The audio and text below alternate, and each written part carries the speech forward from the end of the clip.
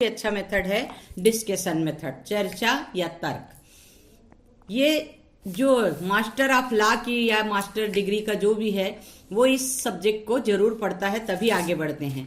तो चर्चा किया जाना या सत्य की खोज, ये छात्रों का एक सहयोग और संलग्नता कहा जाता है, क्योंकि यदि 2-4 लोग मिलकर डिस्कस नहीं करेंगे तो हम सही निष्कर्ष तक पहुंच नहीं पाएंगे। इसलिए डिस्कशन मेथड टीचिंग के लिए बहुत ही अच्छा मेथड माना जाता है। तो जैसे कक्षा में चर्चा, क्लासरूम डिस्कशन, ये आप लोग के लिए, स्टूडेंट लोग के लिए बहुत ही अच्छा ये है क्लासरूम डिस्कशन। जैसे टीचर पढ़ा के गए, उसके बाद स्टूडेंट आपस में चर्चा करते हैं कि मैम ने ये पढ़ाया, इसमें ऐसा कैसे होगा, ये कैसे होगा। तो ऑटोमेटिक जो रुचि है वो आगे जागृत होती है। तो सामान्य रुचि के विषय की समस्या के रूप में चयनित करना पहला। दूसरा, कक्षा में उपस्थित शिक्षक और विषय पर समस्या का संक्षिप्त परिचय देते हैं। यदि टीचर पढ़ा के जाते हैं तो वो 40 मिनट की क्लास है, 60 में पढ़ा के जाते हैं, लेकिन उसके बाद आप लोग के मन में तरह तरह की जिज्ञासाएं आ जाती है, अरे ऐसे कैसे होगा, ऐसे कैसे होगा। तो आपस में आप लोग डिस्कस करते हो। डिस्कस करने से नए नए उसमें ये विचार आते हैं, नए नए ये होते हैं। तर्क और चर्चा से बहुत सारे समस्या का समाधान होता है। तो डिस्कशन मेथड बहुत अच्छा मेथड माना गया है। किसी विषय पर कक्षा में बहस प्रारंभ हो जाती है, छात्रों द्वारा उस समस्या में अपने सुझाव प्रस्तुत किए जाते हैं। जैसे मैं लीगल हिस्ट्री में पढ़ाती हूँ कि कोई भी जुडिशियल प्लान है कि ये वारेन हेस्टिंग्स ने, कार्नवालिस ने ऐसा सुधार किया, अब आप लोग बताओ इसमें कमी क्या रही होगी। तो आप लोग कमी बताते थे। तो ये वही चीज है, सुझाए गए हल का मूल्यांकन किया जाना। जो भी हल सुझाया जा रहा है उसका मूल्यांकन किया जाएगा, क्या वो सही है कि नहीं है।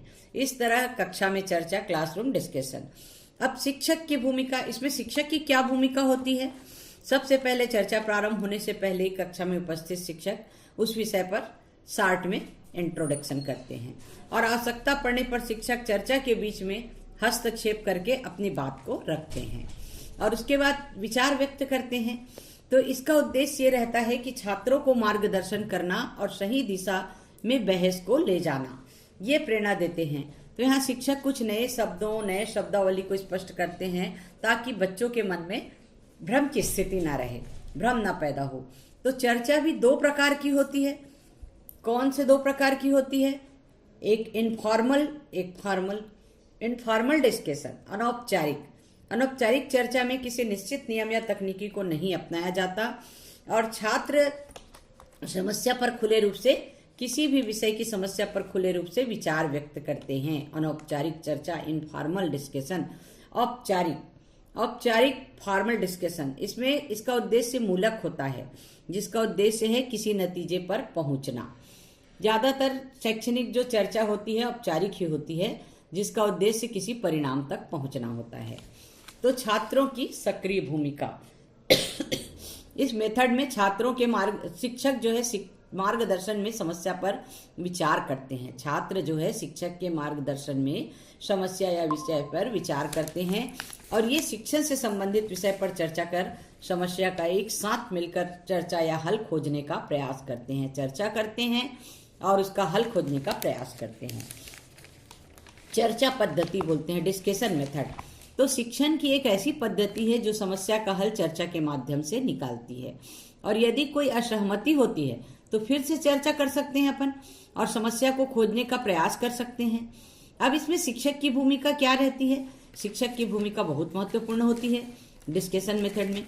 कक्षा में चर्चा कर किसी समस्या का समाधान खोजने में शिक्षक की सक्षमता और मार्गदर्शन महत्वपूर्ण होता है। उसे सही दिशा में छात्रों को बहस की ओर ले जाना आवश्यक होता है। इस प्रसंग में शिक्षक के लिए भी मार्गदर्शिका होती है, जिसका पालन करना होता है। वह छात्रों को सही दिशा में ले जाकर उस समस्या का समाधान करने के लिए सही मार्गदर्शन करते हैं। तो ये छात्रों के लिए सहायक सिद्ध होते हैं। तो सही मार्गदर्शन के क्या चीज है, किस चीज का पालन करना पड़ेगा सही मार्गदर्शन के लिए? तो सही मार्गदर्शन के लिए सबसे पहले विषय या समस्या का चुनाव। शिक्षक को किसी भी विषय या समस्या का चयन करने के लिए अत्यंत सावधानी का प्रयोग करना पड़ता है। कठिन व तकनीकी स्वरूप के विषय नहीं चुने जाने चाहिए। टेक्निकल करेंगे तो टेक्निकल तो प्रैक्टिकल में संभव है, चर्चा में संभव नहीं है, उसको प्रैक्टिकल करके दिखाना होता है। तो ऐसे विषय के बारे में हम ये करेंगे जिसपे चर्चा की जा सके, डिस्कशन किया जा सके। तो सभी छात्रों को प्रोत्साहन, चर्चा में भाग लेने के लिए सभी छात्रों को प्रोत्साहित किया जाना चाहिए। ऐसा नहीं जो बच्चा ज्यादा बात करता है उसी को उठा लिए और बाकी बच्चे उससे वंचित रह गए, ऐसा नहीं है। सभी छात्रों को प्रोत्साहन करना चाहिए।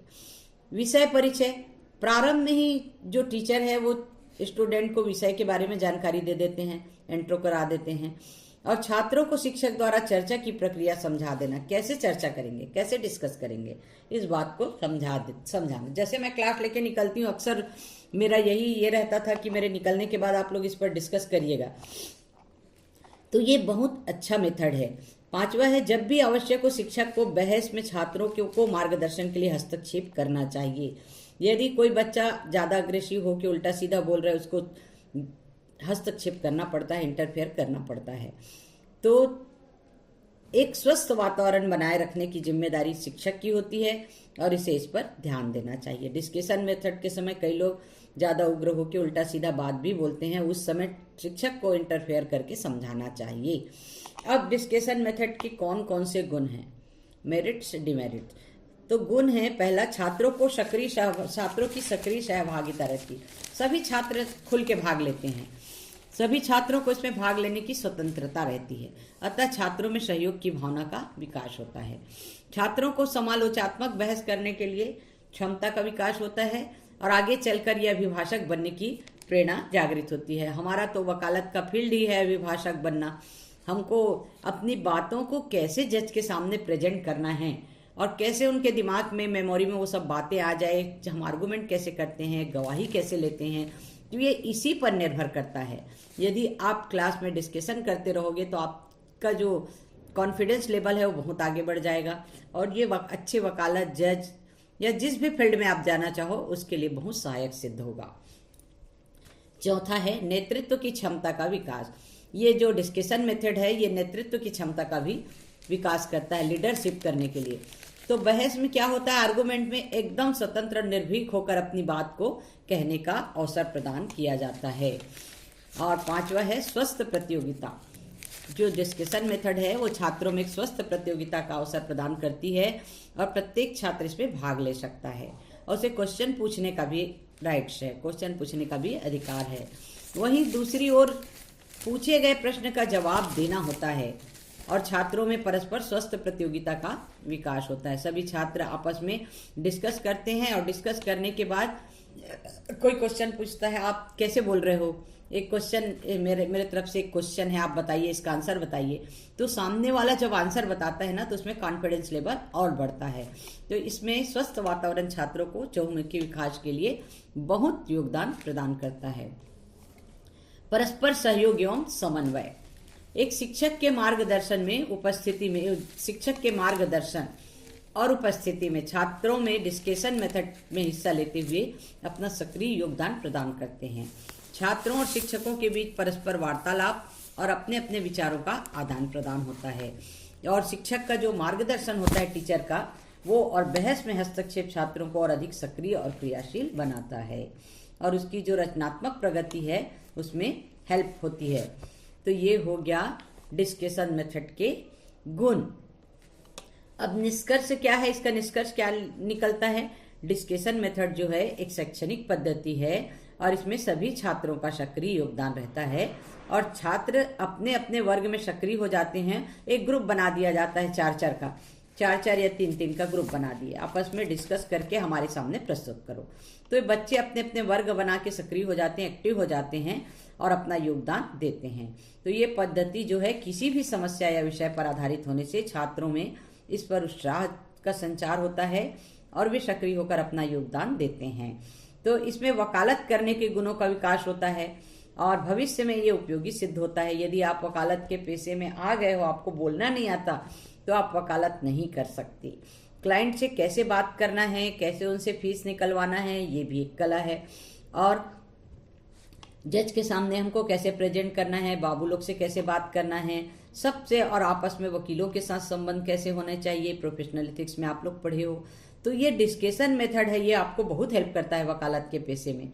तो ये है डिस्कशन मेथड है वो बहुत ही यानी छात्रों के लिए बहुत ही प्रिय होता है, अति प्रिय होता है। इसमें वे खुल के भाग लेते हैं। कितना भी दब्बू बच्चा हो जो अपने आप को कॉन्फिडेंस लेवल में ना ला रहा हो, वैसे बच्चे भी खुल के भाग लेते हैं और उनके जो मानसिक विकास होता है बहुत गजब का होता है। तो ये मेथड जो है शिक्षक की उपस्थिति इसमें आवश्यक होती है, नहीं तो बच्चे छात्र में अनुशासित होके डिस्कशन नहीं कर सकते, क्योंकि यदि टीचर रहेगा तभी वो अनुशासित होकर रूल रेगुलेशन के साथ बहस या चर्चा में भाग ले सकते हैं, नहीं तो आपस में लड़ाई भी हो जाएगी।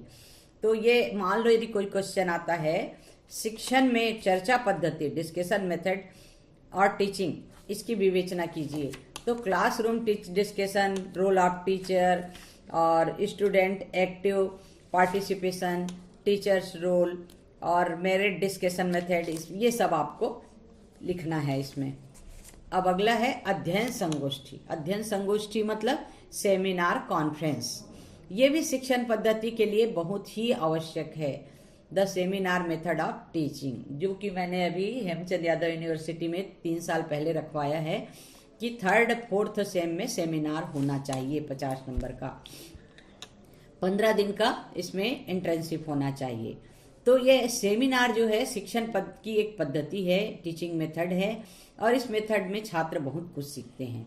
सेमिनार में प्रकट विचार छात्रों का एक प्रकार से प्रतिबिंब डालते हैं, यानी बोलने की कला, कैसे ये करना है अपने को, कैसे अपने बातों को सामने वाले को समझाना है, और इसमें बहुत कॉन्फिडेंस डेवलप होता है। बच्चे लिख के लाते हैं, उसी को पढ़ देते हैं।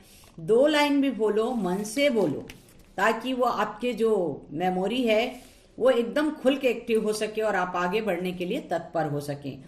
तो ये जो शिक्षक हैं वो छात्रों को मार्गदर्शन देने के लिए हमेशा तत्पर रहते हैं, और जो हायर एजुकेशन के लिए ये मेथड जो है शिक्षक में एक टेक्निक का उपयोग करते हैं। टेक्निक जैसे प्रोजेक्ट द्वारा इसको दिखाया जा रहा है कि आप लोगों ने स्लाइड्स द्वारा क्या क्या प्रेजेंटेशन किया है, आपने इस विषय पर कितना गहन रिसर्च किया है, तो ये सेमिनार और संगोष्ठी से पता चलता है। तो इसमें शिक्षक की सहायता से छात्र इसमें महत्वपूर्ण भूमिका निभाते हैं। टीचर और स्टूडेंट दोनों मिलकर इसमें आगे बढ़ते हैं। कोई भी मेथड ऐसा नहीं है जिसमें टीचर का हस्तक्षेप ना हो। टीचर और स्टूडेंट दोनों मिलकर के ही टीचिंग जो भी मेथड है उसको अच्छा बनाते हैं। तो सेमिनार महाविद्यालयों में, विश्वविद्यालयों में, शोध संस्थाओं में आयोजित किए जाते हैं। तो भारत की कौन कौन से संस्थाएं हैं जहां सेमिनार के आयोजन से सहयोग, सहायता, अनुदान प्राप्त किया जाता है? विश्वविद्यालय अनुदान आयोग, यूजीसी, राष्ट्रीय शैक्षणिक शोध परिषद NERC, भारतीय विधिक संस्थान यानी बार काउंसिल ऑफ इंडिया, इस तरह से। अब सेमिनार पद्धति के, सेमिनार मेथड के उद्देश्य क्या हैं? विधिक शिक्षा में सेमिनार पद्धति बहुत उपयोगी सिद्ध होता है, और शिक्षण पद्धति विशिष्ट शिक्षण का उद्देश्य होता है कि एक ऐसा व्यवहारिक और सकारात्मक पर्यावरण वातावरण उत्पन्न किया जाए जिससे छात्र निर्भयता पूर्वक अपने विषय में विचार व्यक्त कर सकें। अभी नेशनल सेमिनार था DP विप्र कॉलेज बिलासपुर में, मैं गई थी और कुछ बच्चों को भी साथ ले गई थी। तो सेमिनार से देख के बच्चे बहुत कुछ सीखते हैं और सेमिनार में जाना भी चाहिए। तो सेमिनार का जो मेथड होता है उसमें वे सभी गुण होते हैं जो बच्चों को, जो शिक्षा के उद्देश्यों को सकारात्मक भूमिका निभाता है, सकारात्मक शिक्षा के उद्देश्यों की पूर्ति हो सकती है। विधिक शिक्षण का उद्देश्य जो है देश में लोकतांत्रिक पद्धति को आगे बढ़ाना है, डेमोक्रेसी मेथड को, और सेमिनार मेथड जो है इस दिशा में बहुत सहायता प्रदान करती है, क्योंकि विचार अभिव्यक्ति की स्वतंत्रता हमको पता है संविधान के आर्टिकल 19 में है, हमारे कॉन्स्टिट्यूशन में, तो वो सेमिनार मेथड से पूर्ण होता है। तो ये इस दिशा में बहुत ही सहायता प्रदान करती है। अब ये मेथड जो है कौन कौन से उद्देश्य की पूर्ति करता है? तो पहला है छात्रों में समालोचनात्मक भाव और दृष्टिकोण का विकास। छात्रों को सेमिनार में भाग लेने के अवसर प्रदान किया जाता है, जिससे रचनात्मक और विवेचनात्मक योग्यता का विकास होता है। जैसे लिखने बैठोगे आप, आगे ऑटोमेटिक डेवलप होता है माइंड की क्या लिखना है, हमारी मेमोरी में एक से एक बातें आते जाती है। तो ये क्या है? रचनात्मक और विवेचनात्मक योग्यता का विकास होता है। तो इसमें विचार करने और कल्पना के विकास के लिए एक पद्धति प्रोत्साहन करती है। प्रत्येक छात्र को अपने विचार व्यक्त करने और अन्य विचार को सुनने, ग्रहण करने और सीखने की प्रेरणा होती है, और उनमें सहनशीलता के गुण का भी विकास होता है। जब वो दूसरे का सुनते हैं तो खुद भी बोलेंगे ना, तो उसमें सहनशीलता का विकास होता है, ये गुण आते हैं उसमें, और इससे उसमें रचनात्मक प्रकृति और सहनशीलता के गुण का भी विकास होता है। छठवां है, इसमें छात्रों में उनके विचारों को आगे बढ़ाने के लिए सहायता मिलती है, उसमें रचनात्मक विचारों को प्रोत्साहन मिलता है। आप एक सेमिनार अटेंड करोगे, 2 सेमिनार, तीसरे सेमिनार में यदि आपने वाकई ये गुण हैं तो आप रोक नहीं पाओगे, तीसरे सेमिनार में अपने आप को प्रेजेंटेशन देने के लिए तैयार कर लोगे। तो इस तरह से इसमें रचनात्मक विकास होता है, रचनात्मक विचारों को प्रोत्साहन मिलता है। 7वां है, धीमी गति से सीखने और समझने वाले छात्रों को इस पद्धति में सहायता मिलती है। अब इतने सारे स्टूडेंट रहते हैं, सब तो एकदम से एक्सेप्ट, सबकी मेमोरी एक्सेप्ट नहीं कर लेती फटाफट, कोई धीरे से सीखता है, किसी को डबल समझाना पड़ता है। तो वैसे बच्चों के लिए ये मेथड जो है, सेमिनार कॉन्फ्रेंस मेथड जो है, बहुत ही हेल्पफुल होता है। तो शैक्षणिक संस्थाओं में इससे अनुशासन बनाए रखने में मदद मिलती है और छात्रों में प्रश्न पूछने की कल्पना और योग्यता जागृत होती है। अक्सर हम क्लास में पढ़ाते रहते हैं, बच्चे डरते हैं क्वेश्चन पूछने से। अभी के बच्चे नहीं डरते, कॉन्फिडेंस लेवल बहुत ऊंचा हो गया है, तो छात्र प्रश्न पूछने के लिए डरते हैं। लेकिन ये सेमिनार और कॉन्फ्रेंस जो मेथड है, इससे छात्रों में प्रश्न पूछने की कल्पना और योग्यता भी जागृत होती है। अब सेमिनार भी कितने प्रकार के होते हैं? राष्ट्रीय स्तर के सेमिनार, नेशनल सेमिनार, राष्ट्रीय स्तर मतलब नेशनल सेमिनार, अंतरराष्ट्रीय स्तर के सेमिनार, इंटरनेशनल सेमिनार, राज्य स्तर के सेमिनार, स्टेट लेवल के, तो स्टेट लेवल में छत्तीसगढ़ लेवल आ गए, राष्ट्रीय स्तर में नेशनल भारत का लेवल आ गया, और इंटरनेशनल में पूरे विश्व के लेवल में। तो इस तरह से राज्य स्तर, राष्ट्रीय स्तर, अंतर्राष्ट्रीय स्तर के सेमिनार आयोजित किए जाते हैं। और संस्थाओं में भी आयोजित होते हैं सेमिनार, वो अलग अलग प्रकार के होते हैं। जैसे हमारे कॉलेज में 3rd और 4th सेम में होता है, वो प्रैक्टिकली सेमिनार होता है। लघु सेमिनार या कक्षाओं में आयोजित होने वाले सेमिनार जो शिक्षा दिए जाने के उद्देश्य से महाविद्यालयों में कक्षाओं में समय समय पर आयोजित किए जाते हैं। और शिक्षण पद्धति में, सेमिनार पद्धति में कौन कौन से गुण या लाभ हैं? उच्च शिक्षा शिक्षण में सेमिनार पद्धति में कई लाभ हैं। अब क्या क्या लाभ हैं? सेमिनार पद्धति में, सेमिनार मेथड में छात्रों को अपने गुणों और योग्यताओं को विकसित करने का अवसर मिलता है। और ये जो पद्धति है, ये जो मेथड है, वो सहयोग का वातावरण उत्पन्न करने में सहायक होता है। सहयोग का वातावरण कैसे? अब एक को समझ नहीं आ रहा, वो दूसरे को पूछेगा ही, भाई कैसे तैयार करना है, कैसे करना है। तो 4 बच्चे मिलकर इसमें ये करते हैं तो सहयोग की भावना उत्पन्न होती है और ये लोकतंत्रात्मक मूल्यों, डेमोक्रेटिक वैल्यूज का विकास करती है और छात्रों में ये आत्मविश्वास का भी गुण पैदा करती है। और इस पद्धति से विश्लेषणात्मक और रचनात्मक विचारों को प्रोत्साहन मिलता है। तो लीगल एजुकेशन का एक महत्वपूर्ण उद्देश्य होता है कि उपरोक्त गुणों का विकास छात्रों में किया जाए, जो कि सेमिनार और कॉन्फ्रेंस मेथड में होता है। रचनात्मक और उपयोगी गतिविधियों का छात्रों में विकास होता है और छात्रों को सेमिनार पद्धति के कारण इस कारण भी महत्व देते हैं कि वे लगन से इसमें भाग लेते हैं। जो छात्र बार बार टीचर के पास आके पूछता है, सेमिनार में मैं इस सब्जेक्ट में बोलूंगा, इस सब्जेक्ट में मेरे को ये प्रॉब्लम आ रही है, तो टीचर भी उन बच्चों की तरफ बहुत ध्यान देते हैं और उनको आगे बढ़ाते हैं। अब जो बच्चा सेमिनार में भाग ही नहीं लेना चाहता, उसको कितना टीचर कैसे ये करेंगे? 2 बार, 3 बार, 4 बार बोलेंगे, उसके बाद तो वो भी रहन दो यार, अब ये नहीं करना चाहता। तो इसमें 7वां पॉइंट है, टीम वर्क को प्रोत्साहित करता है। टीम वर्क अभी ऊपर बताई, आपस में कार्य करने के गुण को प्रभावित करता है। इससे आपस में सहयोग की भावना आती है और मनुष्य एक सामाजिक प्राणी है, तो सामाजिक प्राणी है तो एक दूसरे की सहायता की जरूरत तो पड़ेगी ही, है ना। सेमिनार में भाग लेने वाले छात्रों को ये अनुभव होता है कि ज्यादा से ज्यादा गहराई से पढ़ा जाए। जो भी रिसर्च पढ़ेगा, जो भी रिसर्च करेगा पीएचडी, ऑटोमेटिक उसके विचार में तरह तरह के आर्टिकल लिखने के विचार आते हैं और ये विचार बनकर सेमिनार द्वारा उसके उद्गार में प्रकट होते हैं।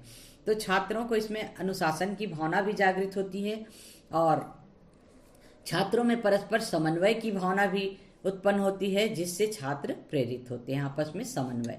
अब इसके दोष क्या क्या हैं? गुण तो हमने पढ़ लिया, इसके लाभ क्या क्या हैं ये भी पढ़ लिया, लेकिन इसमें थोड़ा सा दोष भी है। अब दोष क्या है? सेमिनार आयोजित करना सरल नहीं है। सेमिनार आयोजित करना सरल काम नहीं है।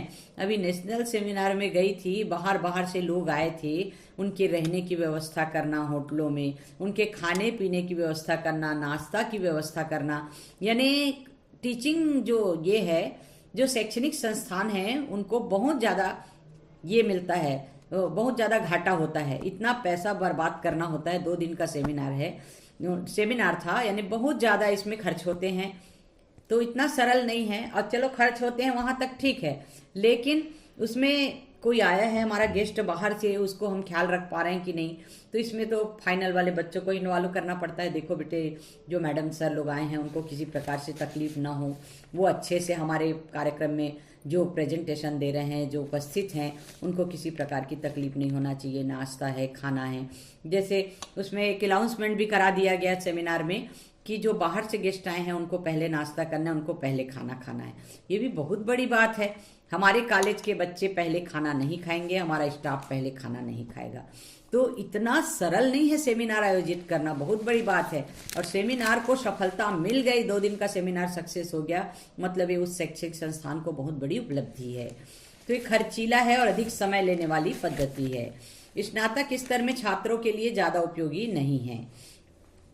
ये सभी शोध पत्र तैयार करने में सक्षम नहीं होते। रिसर्च पेपर, सब बच्चे रिसर्च पेपर तैयार नहीं कर सकते, क्योंकि उनका लेवल, उस लेवल में यदि शिक्षा तैयार कर रहे हैं, स्नातकोत्तर स्तर का है तो जरूर, मास्टर डिग्री वाला है तो जरूर रिसर्च पेपर तैयार करेगा।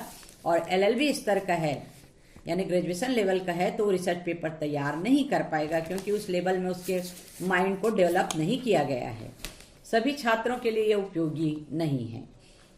और यह पद्धति मितव्ययी नहीं है। ने पहले ही बताई कि खर्च बहुत आते हैं, और इसके लिए ज़्यादा पैसा खर्च करना पड़ता है। यदि अपने आपको नेशनल सेमिनार करना है, स्टेट लेवल का करना है, जो भी सेमिनार आयोजित करना है, आपको पहले अपनी फाइनेंशियल पोजीशन देखनी होगी। क्या आप सेमिनार करोगे, और जितनों को इनवाइट किए हो, जितने लोगों को, वो सब आ जाते हैं, तो क्या आप आ जाते हैं, नहीं आएंगे ही, तो क्या उनके घर रहने का, खाने का, आने जाने का खर्च आप दे पाओगे? तो ये सब बातें इसमें मायने रखती है। तो सेमिनार मेथड यहाँ पर थोड़ा सा इसके दोष दिखाई दे रहे हैं, हानि दिखाई दे रही। अब निष्कर्ष इसमें क्या निकलता है? सेमिनार जो मेथड है वो तो शिक्षण, इससे शिक्षण दिया जाना बहुत ही अच्छा है, बहुत ही महत्वपूर्ण मेथड है, इंपॉर्टेंट मेथड है। लेकिन इसका क्या क्या योगदान है?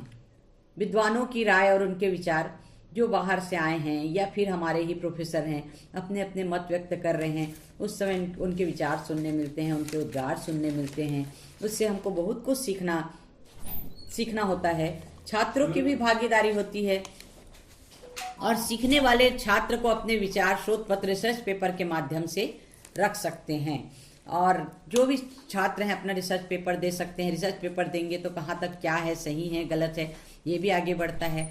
तो लीगल एजुकेशन में जो सेमिनार मेथड है उसका महत्व ज़्यादा है। लीगल एजुकेशन का उद्देश्य ही रहता है कि शिक्षा के क्षेत्र में स्वस्थ, सुरक्षित और सकारात्मक वातावरण का निर्माण करना। जो सेमिनार मेथड है इस उद्देश्य को बेहतर बनाने के ढंग से बहुत ही हेल्पफुल है, और सकारात्मक पॉजिटिव एजुकेशन की ओर ले जाती है। और सेमिनार मेथड जो है लीगल एजुकेशन में एक पॉजिटिव रोल निर्वहन करती है, और छात्रों के लिए समालोचनात्मक और सकारात्मक योग्यता का निर्माण करती है। जिसके गुण है उसके दोष भी होंगे। अरे मैडम ने जो अभी अपने विचार व्यक्त किए यहाँ पर गलत था, सर ने जो विचार व्यक्त किए ऐसा होना था, फट से दिमाग में आता है। तो यदि कोई आप लोग के में क्वेश्चन आए सेमिनार शिक्षण पद्धति पर, एक आलोचनात्मक विवरण लिखिए, एक नोट लिखिए सेमिनार मेथड पर, सेमिनार टीचिंग मेथड पर, तो आपको ये बताना है जो मैं भी बताई हूँ। तो ये सेमिनार मेथड खत्म हुआ। अब है परीक्षा पद्धति एवं मूल्यांकन संबंधी समस्याएं।